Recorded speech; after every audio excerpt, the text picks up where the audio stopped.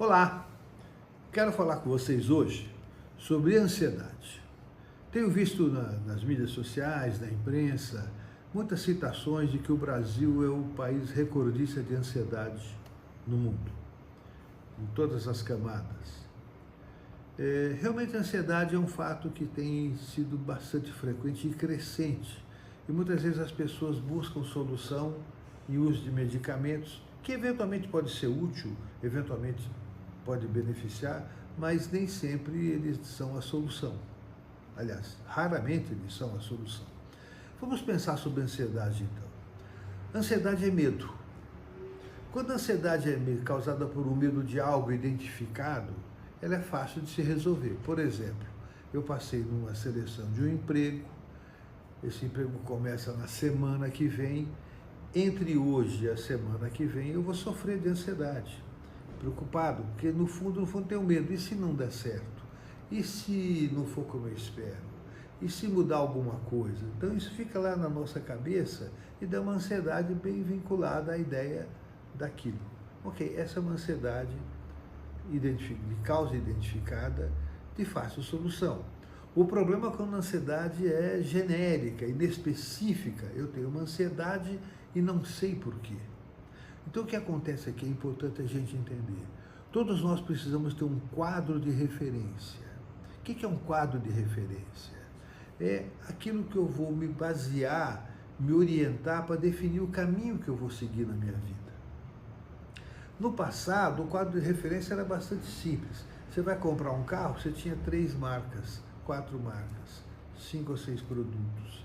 Você ia fazer viagem, tinha algumas alternativas. Férias, você ia para Santos ou ia para um lugar próximo, eram poucas possibilidades. Quando você tem poucas possibilidades, a ansiedade é menor, que ela te dá um quadro de referência. Hoje nós podemos quase tudo. Você vai querer comprar o carro, você tem inúmeras alternativas, com pequenas vantagens daqui, desvantagens ali. Se você ia aplicar o dinheiro do passado, você comprava um terreno, uma poupança, e estava ali. Hoje você tem inúmeras alternativas. E sempre que você faz uma escolha, você exclui um número elevado de possibilidades. E esse número elevado de possibilidades é fonte de ansiedade.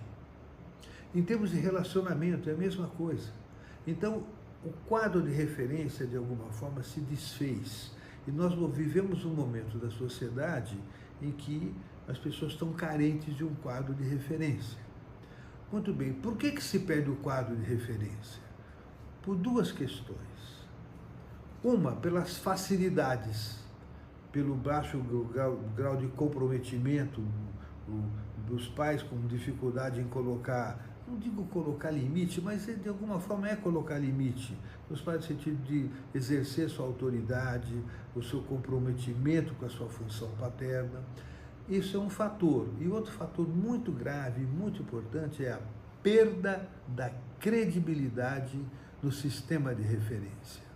Hoje nós não sabemos em quem acreditar. Na mídia, nas questões ideológicas, nas questões de ciência, por exemplo, porque hoje a ciência tem pesquisas para tudo totalmente contraditórias, então as pessoas perdem a credibilidade do sistema de informação.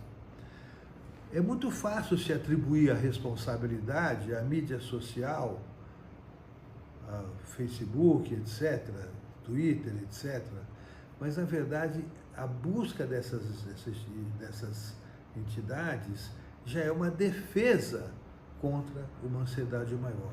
Então é muito importante, o excesso de meia informação compromete a credibilidade, deixa as pessoas perdidas e inseguras. Isso é fonte de ansiedade.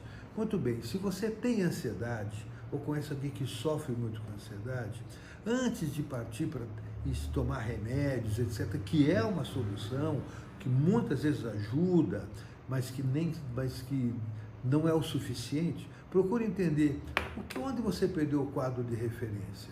O que está faltando no seu sistema para que você possa se proteger, se apoiar naquilo e construir o seu caminho. Pense nisso. Na relação pais-filhos, isso é muito importante também. Pense sobre isso. Se você tem essa questão, conhece alguém, compartilhe e se inscreva no meu canal.